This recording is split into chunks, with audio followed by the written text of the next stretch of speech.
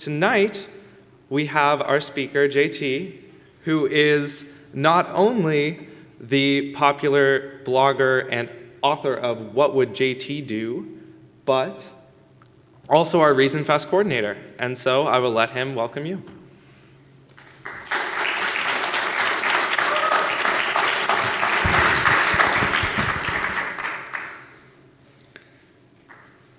I've been doing this for a long time. When I first started doing this whole public speaking thing, it was so weird giving talks to strangers. Now it's weird giving talks to a bunch of people I recognize and know. First, the obligatory thank yous. None of this could have been possible without the work of a lot of people. David Geyer, who was just up here, the president of KUSOMA, he's, I know last semester saying, 21 hours? 23 hours, am I selling you short? A lot of hours, majoring in physics. And still did a wonderful job leading the group, still helped and did a lot of the work with ReasonFest, and he deserves a round of applause. He's just a workhorse.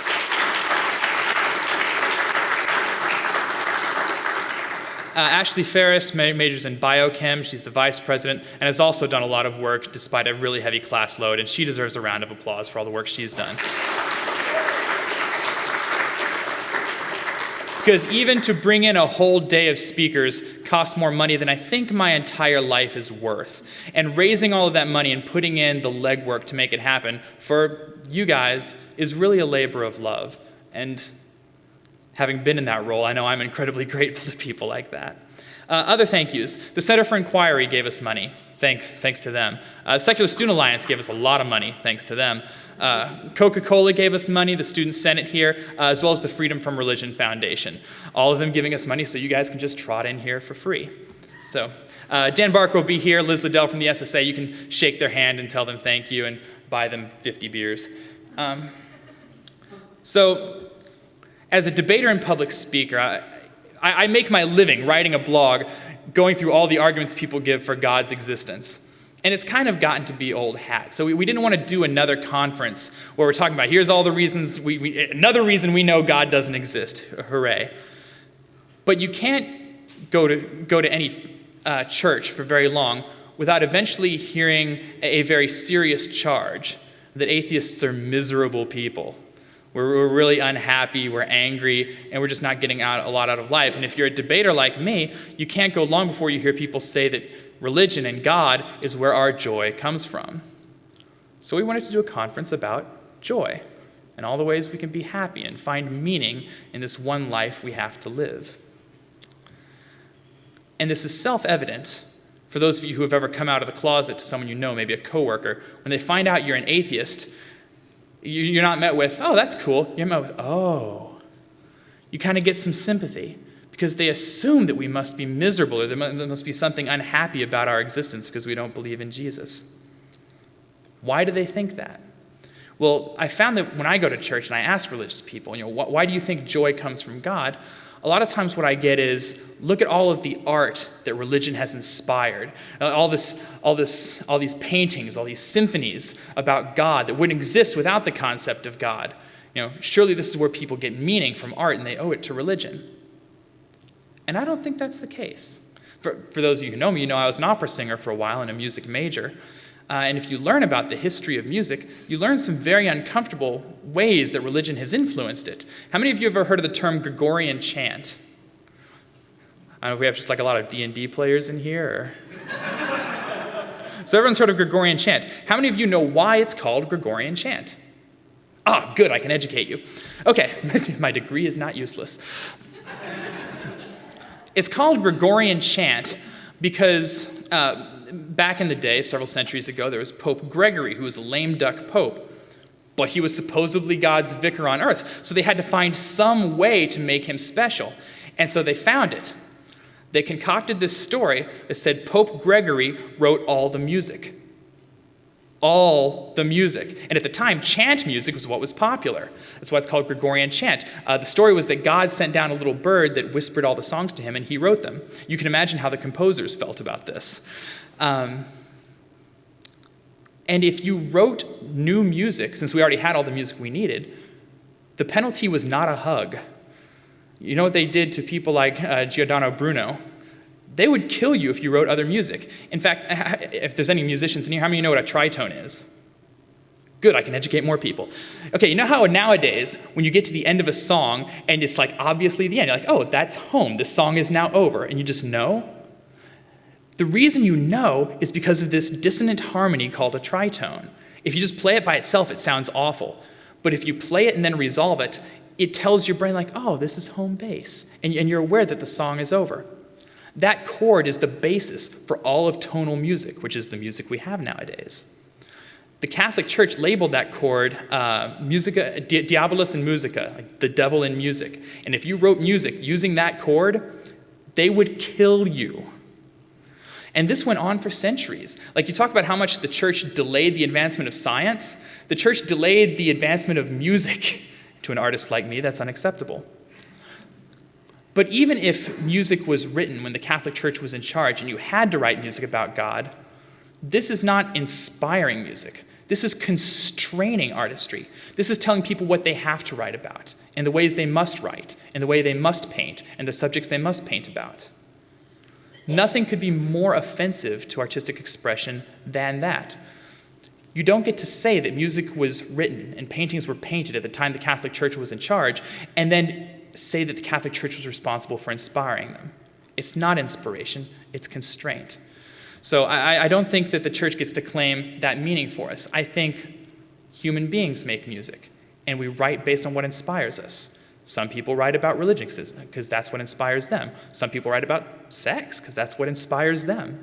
Some people write symphonies for movie trailers because that's what inspires them. But it's a human prospect, and it's something that makes humanity beautiful. And if you want to co-opt that, if you want to steal this beautiful part of humanity to try and augment the beauty of your religion, you're taking away from us. You're taking away from humans. As someone who's deeply invested in humanity, I find that unacceptable.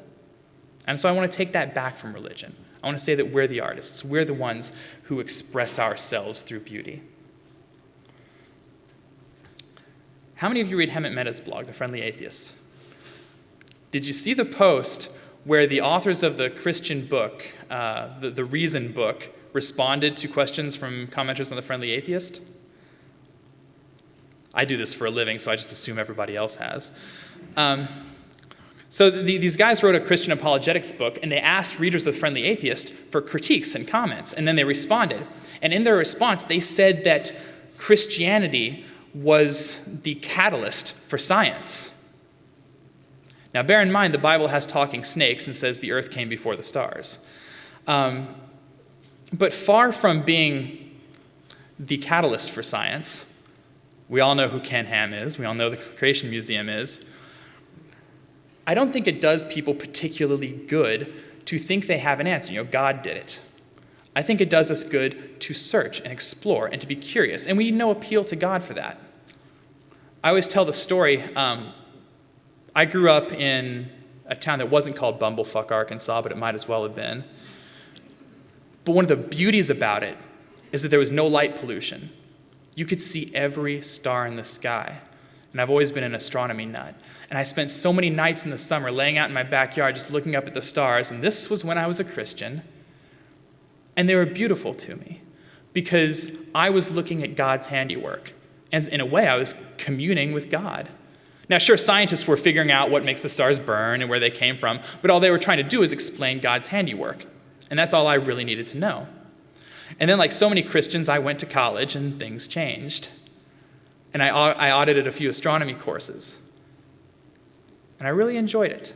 And I learned how the stars were created. I learned about the genes' instability and the RNS processes which produce all the heavier elements. And I learned to think about the vastness of the universe in terms of logarithmic functions. And I went back home after my freshman year and I looked at the stars again. And they were different. They were so much more beautiful to me because I understood part of how they worked. And I think religion, to an extent, takes that away from people because it gives them a ready answer that can suppress all manner of curiosity. Once you know God did it, what more do you need to know? The gene's instability becomes meaningless at that point.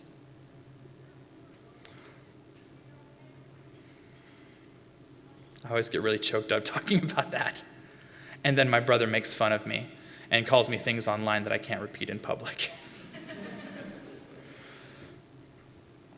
How many of you ever heard this from a religious person? Whenever you question their religion and they say, "Why are you trying to take away my hope?" I do this for a living, so I assume everybody does. Religion gives people hope. It really does. The thing is, reason gives people hope and actually fixes shit.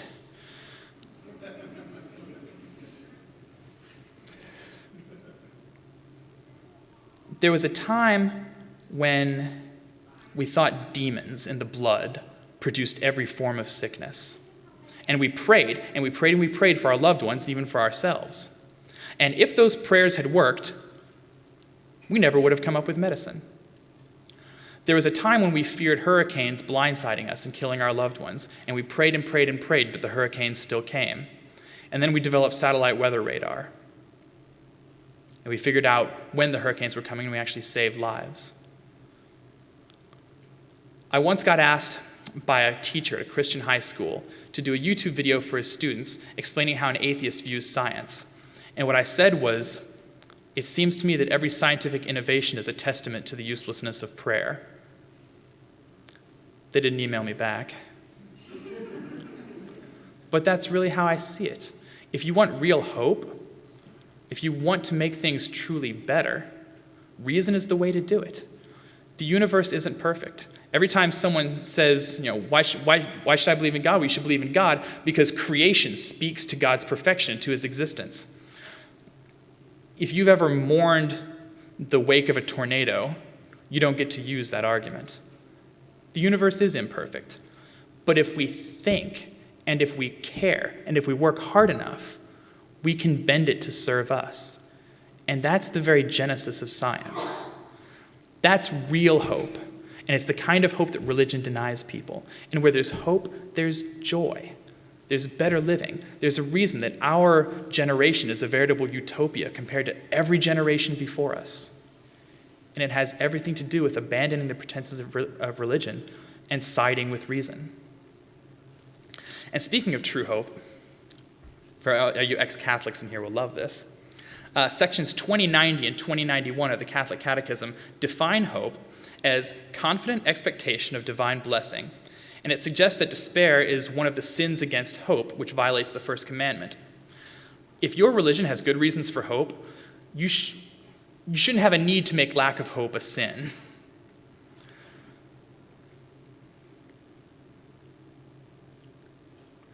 And as far as atheists being unhappy, some atheists are unhappy. When I did my work with the Secular Student Alliance, I was their high school director, I talked to students on a daily basis who were closeted to their own family, who were closeted to their peers, because they felt they had to be. They worried about being ostracized from their family and kicked out of their homes. These atheists were pretty miserable, but I don't think it has a whole lot to do with their atheism. I think it has a great deal to do with the social consequences that religious people construct for atheists.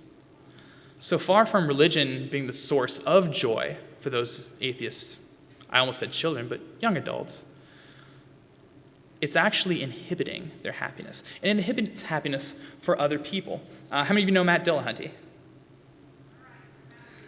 He posted a Facebook status just today that I wanted to add to my talk. Every college speech professor will tell you never read during your speeches. I got an A in speech in college. I'm glad my teacher isn't here because I'm going to read this. Matt recently had his department closed down, so he's been looking for a new job, and he posted this. It turns out that being a public, outspoken atheist, to the extent that I've been, may make it a bit more difficult to find employment than I suspected. While I can't usually prove that I was passed over because of my activism, sometimes I'm given information that strongly suggests that this was the case. And on one occasion, it was very clear when one of the follow-up interview questions was, "Do you believe you have a transcendent purpose?" while noticing the religious motivation posters in my interviewer's office. Receiving "you're a good technical fit, but not a good culture fit," as I did today, after 2 phone screenings, and both seemed to go well and included strong indicators of relationship building, laughter, shared values, and interests, with very little discussion of my actual technical skills, makes me think that someone decided to Google me after the interview and didn't like what they found. It happens, it's unfortunate, but you have to expect some of that. Curiously, there's another Matt Dillahunty in the Austin area. I sincerely hope that he hasn't had to deal with as much negativity because of me. That said, I got a cold call about a position just a few minutes ago and have a tech interview at 5:15 p.m. for a position that might be a great fit. There's a chance to learn new skills, working with a small dedicated team, and provide solutions that actually help improve how other people work. So far, it sounds neat. I'm sure you'll all be praying for me, or something. How many Christians do you know have a hard time finding a job because they're Christians? When I worked with the Secular Student Alliance conference in Columbus, Ohio, we had special name tags for some people with a red lining on it. And that red lining indicated that if you took a picture of them, you weren't to post it online for fear they could be outed. How many Christians go to a conference for fear of being outed to those around them? If atheists are miserable, how much of it comes from the effect that religious people have had on society? Now, because this is getting to be a fairly depressing talk and the conference is about joy, I'm getting there. I'm just a cynic. Michaelin, who gives me a tremendous amount of joy, it's my fiance, sent me these videos the other day, and I want to share them with you. The first one you're going to love. Just bear with me.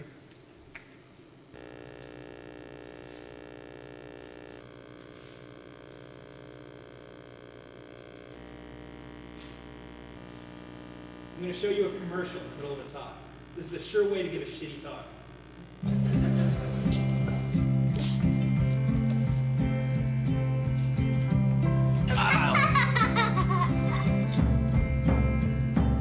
No matter how things change,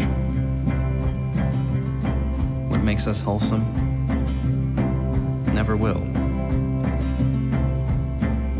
Honey Maid, everyday wholesome snacks for every wholesome family. This is wholesome. I've been dieting because I've been gaining weight. I went out and bought a box of Teddy Grahams after I saw that commercial. 2 gay dudes raising a child, an interracial couple raising a child. I thought it was beautiful. I like well-adjusted children. But some people didn't care for that, as you can imagine. Almost all of them religious. They said it was disgusting. So, we're still depressing, but let me show you the follow-up video that Honey Maid put out.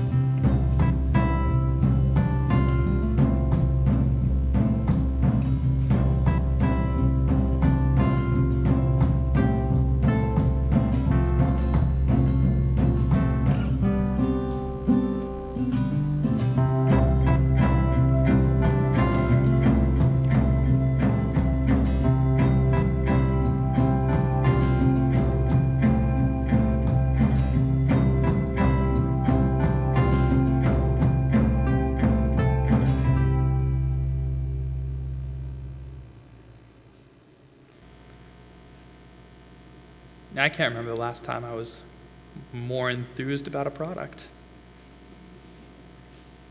But there's where we can draw a tremendous amount of our hope. The world can be a really shitty place. Unreasonable people, callous people, unreason in general. They undermine our joy. But if we're open, and we fight, and even if we just have a good time, and even if we just turn their negativity into something positive, we can make it all better. 20 years ago, that never would have flown anywhere in the United States. I guess I kind of just revealed how old I am. But things have changed. And it's changed because a lot of the people in this room, because of the activism work you've done at the local level or the national level, because of groups like KCAC and KUSOMA.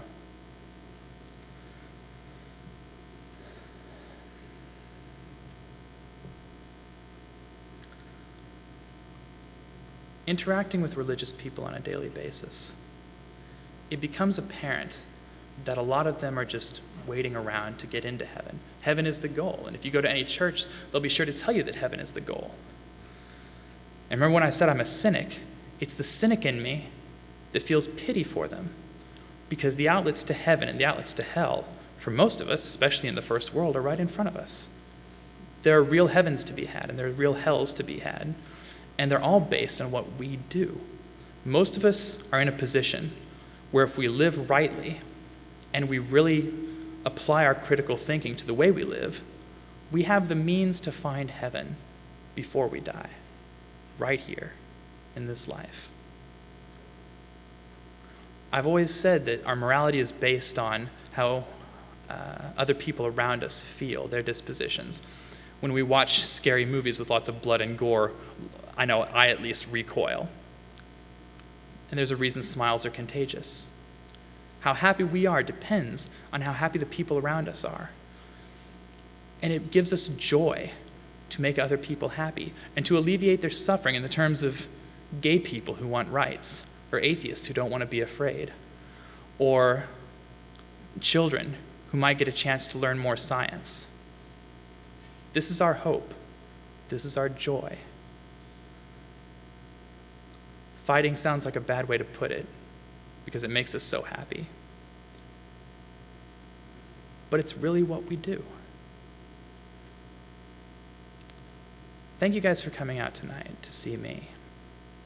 I know all the big names are tomorrow, and the talk tonight's just me, and I'm touched that you guys still showed up.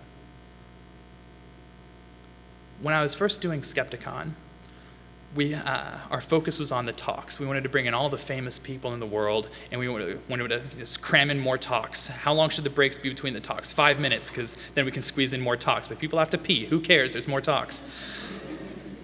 And we realized around the end of Skepticon 2 that people didn't come to conferences like this exclusively for the talks. I mean, the talks are great. We got Scott Clifton to come here. But people come here and wind up making the best friends of their lives who don't live anywhere near them. Or seeing old friends like I'm seeing out in the audience today with Greg Lammers and Senta, and people I've met touring the country the last few years who I can't wait to see again. So we wanted to change things up this year. 20 minutes between talks. Nobody pees for 20 minutes. But you can use that time to talk with people, to not come 5 minutes late to the next talk because you were having such a good time with your atheist peers. Make the most of that opportunity. This is also why I'm going to get off the stage really soon to give you guys a chance to go out and get drunk with each other and have hotel parties and gear up for tomorrow so you don't come in tired. It's why we have a cupcake bar. But I meant what I said. Events like this are a chance to find our own personal heavens. They're a chance to inspire activists to go out and help alleviate other people's personal hells. For those of us that work a day job, it's really easy to forget about stuff like that. I hope you have a day job that gives your life as much meaning as seeking out a better future and seeking out your own personal joy. I doubt you do. But if you do, congratulations. But I hope you all make the most of this opportunity to meet other people and to share the joy of your peers. And so I'm going to end you with a song that always reminds me, in the course of my daily work, just what I'm living for in terms of godless joy.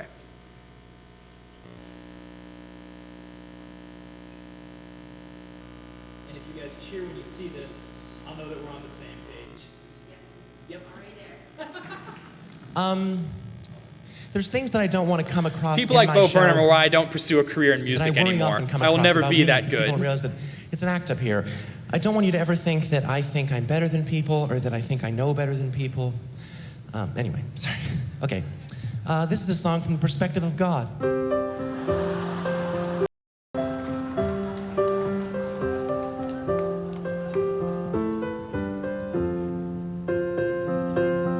Oh, if you don't like the F word, you might want to step out. Books you think I wrote are way too thick.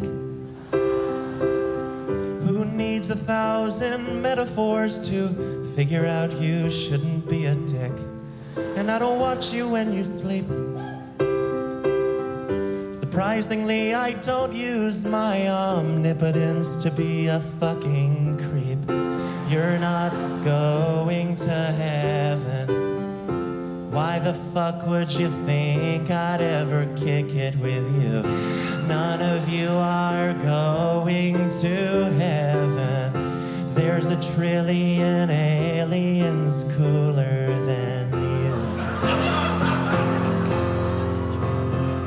you. You shouldn't abstain from rape just 'cause you think that I want you to. You shouldn't rape 'cause rape is a fucked up thing to do. Pretty obvious, just don't fucking rape people. Didn't think I had to write that one down for you. I don't think masturbation is obscene. Where's Daryl Ray? It's absolutely natural and the weirdest fucking thing I've ever seen. You make my job a living hell. I send gays to fix overpopulation. Boy, did that go well. You're not going to heaven. Eat 1,000 crackers, sing 1,000,000 hymns. None of you are going to heaven. You're not my children, you're a bad game of sim. You shouldn't abstain from pork just 'cause you think that I want you to. You can eat pork, 'cause why the fuck would I give a shit? I created the universe, think I'm drawing the line at the fucking deli aisle?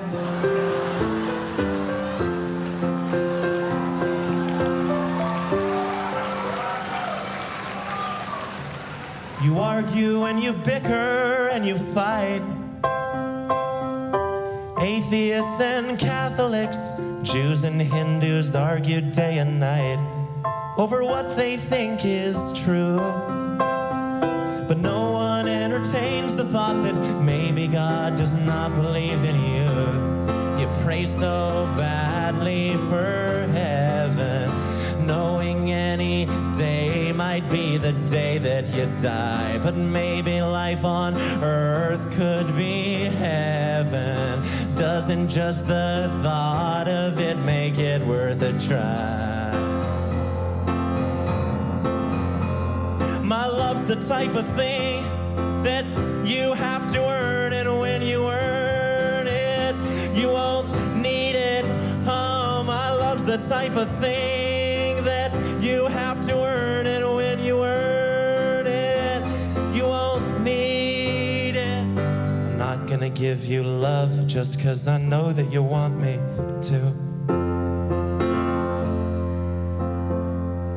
If you want love, then the love has gotta come from you.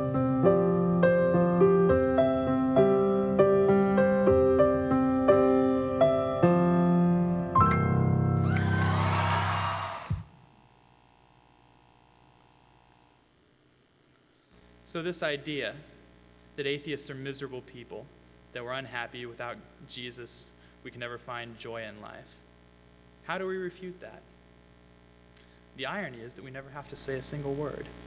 We refute it by the way we live. For those of you who have followed my career, I became a public figure in college, and it was exhilarating. Everyone likes having attention paid to them. Everyone likes praise for the work that they do. And it's fun, but it's a weird ride, and it's been a few years for me. You come to a point where you feel you can't get by without that attention. It becomes kind of like a drug. And there's a lot of growing to do and a lot of changing to do. And there's a lot of pressure to keep doing great things so you keep that attention. But as I grow older and I keep doing this, I realize that the pressure just kind of melts away. And because of the way you guys live, because of the way the atheist community lives and conducts itself, that brings me a tremendous amount of joy. I get to share your successes. I get to watch the social rubric change to where gay people get continually more rights and more people nationally get on board with it. Not because we made a particular argument, but just because we lived in that particular way. Just because we were ourselves and we spoke our minds. And when the stars aligned, we came out of the closet. For centuries, most Americans never knew that they even knew atheists or gay people. And it's one of the things the gay community has so right with its challenge to people to come out of the closet. Sometimes arguments don't change people's minds, but people do. And because so many gay people are coming out of the closet now, so many Americans are realizing for the first time in their lives, for a lot of them, that not only do they know gay people, they like gay people. And because of the way you guys live, people are realizing, many for the first time in their lives, that not only do they know atheists, but they love atheists. A person may think that atheists are pathological in the extreme, but they may not think their best friend is pathological, or their daughter, or their parents, or their best friend. And whenever I'm down, whenever life gets to me, I'm really lucky that I get to look at the atheist movement and see you guys doing that. Thank you for being an outlet for my joy. Have a good time this weekend.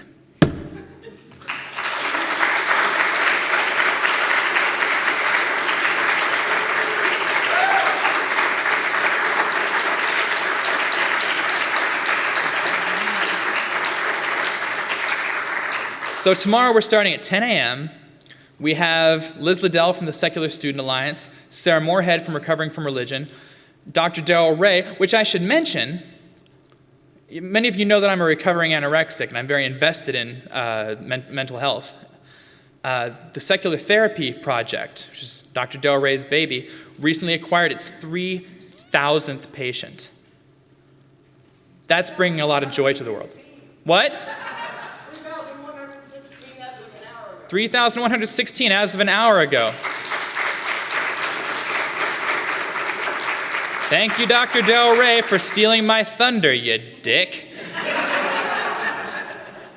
We have Ed Brayton from the blog Dispatches from the Culture Wars. We have Dan Barker from the Freedom from Religion Foundation, who's doing a debate, is the world better with Christianity? That'll be fun.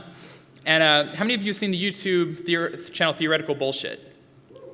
Right? The guy's name is Scott Clifton. He's an Emmy Award-winning actor. This will be one of his first appearances defending atheism. We got him, and I'm really proud about it. It's a great day tomorrow, and I really hope to see you guys out here. Thanks again for showing up for my little bit tonight. Go out and get drunk and have fun with each other.